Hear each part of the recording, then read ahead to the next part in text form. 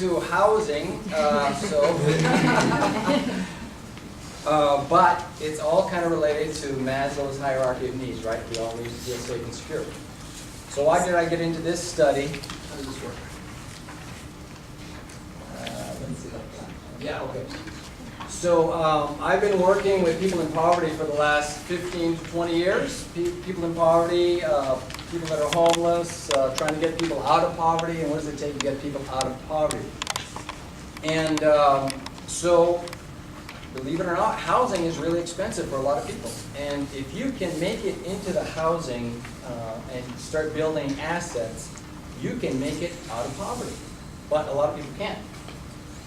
So I did this study because I work in housing down in Clackamas County. So that's why I did the study. I'll get into the definition of a manufactured home, manufactured housing.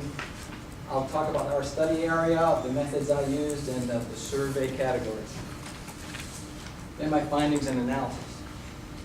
So I already explained the purpose of the study, right?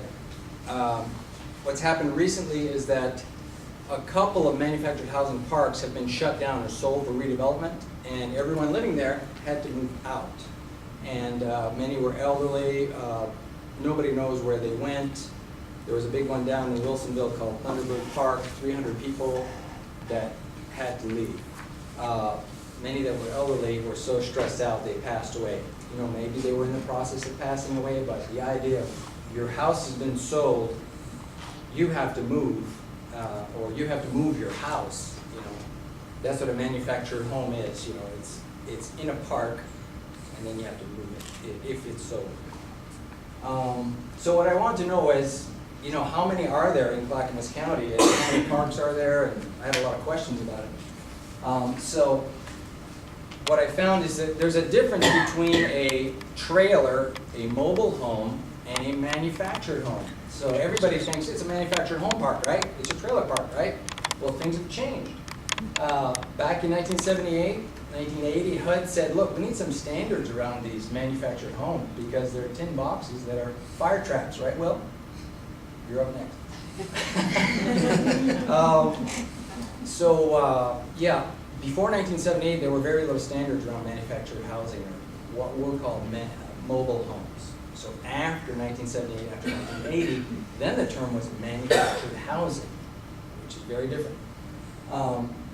So we're going to look at also RVs, because some of these parks have RVs. RVs are recreational vehicles. They're basically campers, you know, fifth wheels. That's an RV. So I found all of those things in these parks. And they're not what they used to be. Manufactured housing is getting better and better in quality. So I wanted to know in my study area, geez, are they trailers or are they manufactured homes? Because in the statewide database, they're considered manufactured homes. So that's a manufactured home. It's not a trailer, believe it or not, because it doesn't have a flat roof. And it's probably highly energy efficient, and it might even be on a foundation. This is a manufactured home.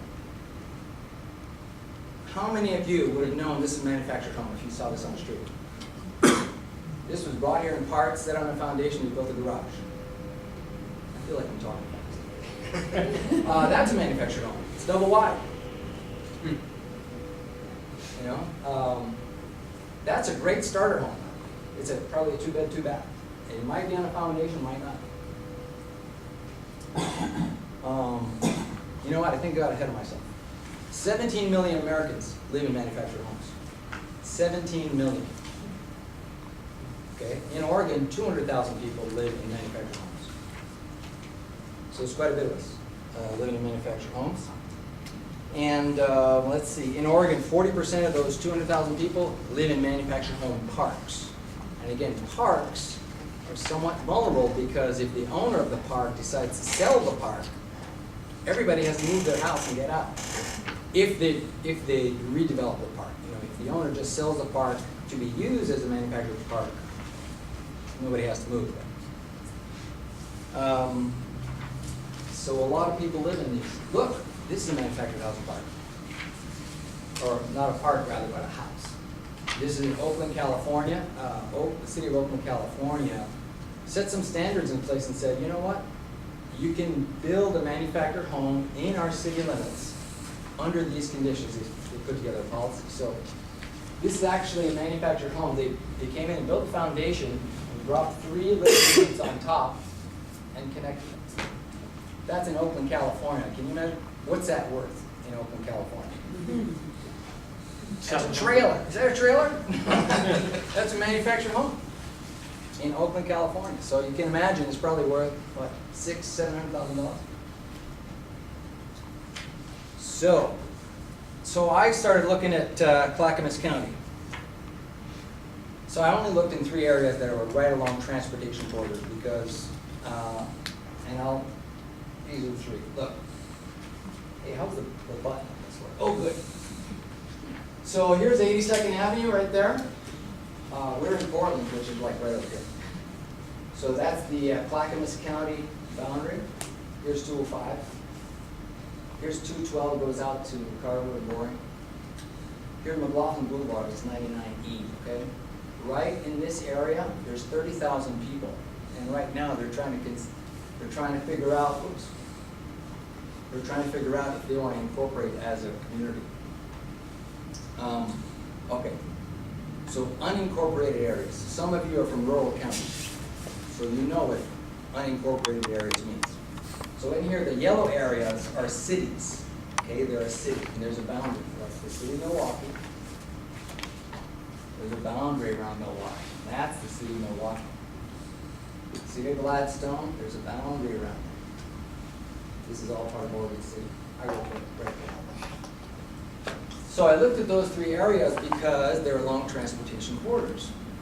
And the federal government funding says when you build housing developments, if you put it somewhere near a transportation corridor, where there's a bus line or a train line or a nice highway where people can catch rides, then that land is a little bit more valuable for redevelopment, for business purposes, for whatever reason.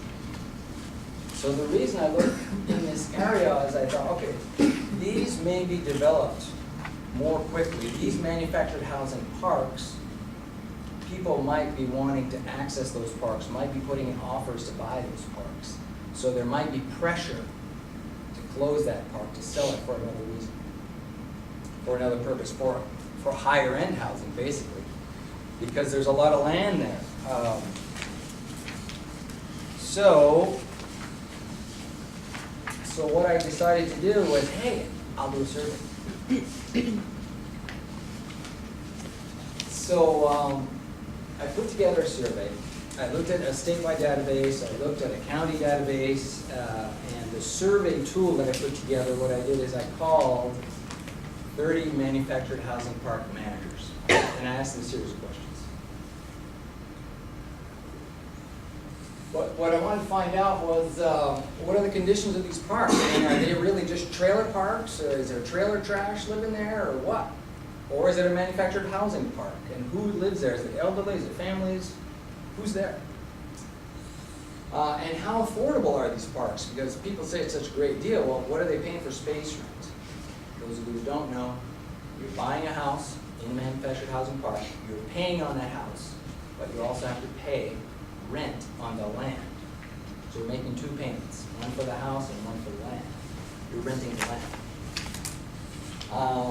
And then what I wanted to know also is who needs this information? Like, once I pull this information together, who should I give it to? You know, that will have some impact on the policies. So I did this crosswalk and I looked at economic developers who might need this information, and low-income housing advocates, they might want to know who's living there, and planners and zoning, they might want to know what type of housing is there before they implement some new zoning regulation. So this is a crosswalk tool. So here's what I found. I got 3 study areas, and I looked at a total of about 1,500 housing units in 30 parks. So guess what? More than half of them are really old.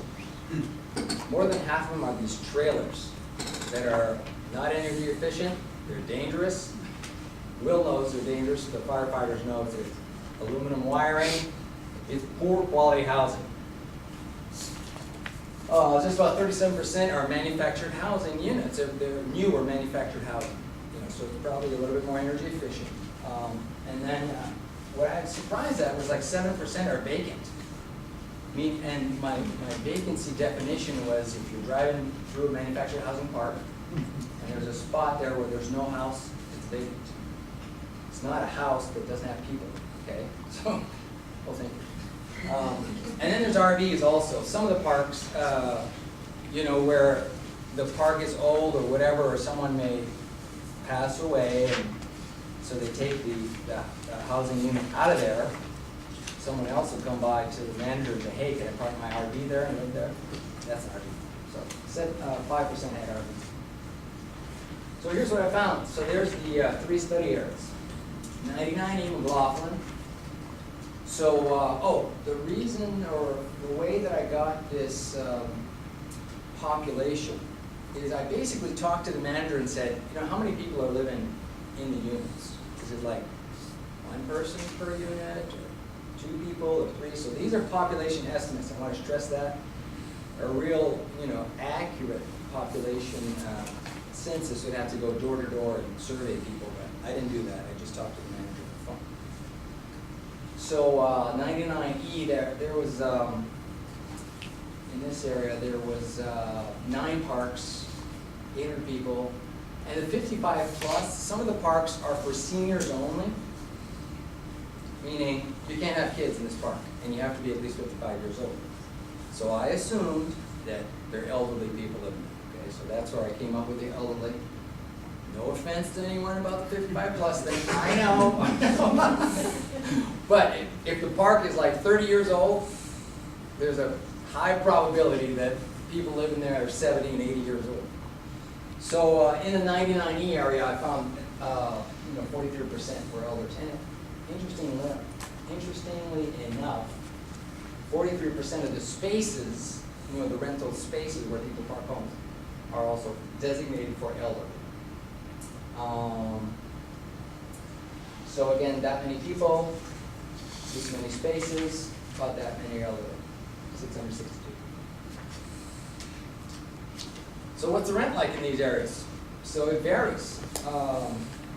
So along 99E McLaughlin Boulevard, the average rent is $3.99 for a space rent. So if you have a house, park in this park, you're going to pay about $400 a month. And there's a high and a low. And of all the spaces, you know, the parks are pulling in $2.5 million in rent money. So they're making revenue. This is just for the land, it's just for the space. Just for the land. It's like 50, 20 feet by 60 feet. $300 or, yeah, almost $400 a month. You're paying. So yeah, you're an elderly person on Social Security. You own. I got 2 minutes left. You own your trailer, but you got to pay this much a month just to live. Not counting utilities. So those are the rents. Okay. So one of the other databases I looked at was a county land use database that I could pull up each property and see how much the land was worth, just the land. And there might be like a structure on the land, like an office or something. So I added up each of those for each area, and you can see that the total value of all the land, now this is just based on the last time it sold, was $52 million. Now the cost to replace, Oregon came up with a law that said if you shut down your home, if you shut down your manufactured housing park, and you tell people they have to leave, you have to compensate that homeowner. That passed recently in 2007. So depending on the size of the home, it can be anywhere from $9,000 to $21,000. Clackamas County kicked it up a notch and doubled it. All right, summary. So about 3,000 people live there. About 21% are elderly in the 3 areas.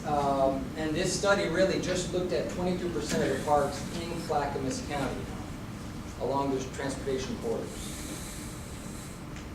All right, so all of these units are unsubsidized housing. Okay, this is private housing. So I want to stress that when I bring it up.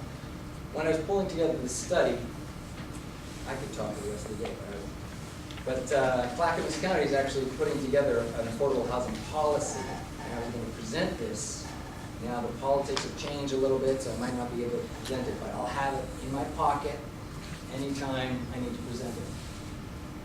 So, State of Oregon and Clackamas County have done really well to prevent closures from happening. And if a closure happens, then the residents have something in place where they can get some funding to move their home or buy another home or whatever. So what's happening in other places, like in Seattle, a housing authority is coming in and buying those senior parks and redeveloping those parks as affordable senior housing. And the way they redevelop is to swap out the old manufactured home trailers and put in a new energy efficient manufactured. So that's my policy recommendation to Clackamas County is secure this land. This is good land. It's got housing on it. Of course, it's private land, so you work with the, if you can't secure it, maybe you work with the owner to redevelop that housing to take out the old energy inefficient trailers and put in energy efficient homes. And some of the manufactured housing parks are really, some of the manufactured housing parks are really developed nicely. I mean, I'd take you on a tour sometime. With trees and meandering roads, and it's really a really desirable community. And then some of the older ones are literally a parking lot with trailers. So that's the difference between parks. Yes. Oh, I don't know if there's time. There really isn't, but Okay. we'll have I'll time talk to here. you. I'll talk to you after. We have time for some questions at the end. Yeah, I'm gonna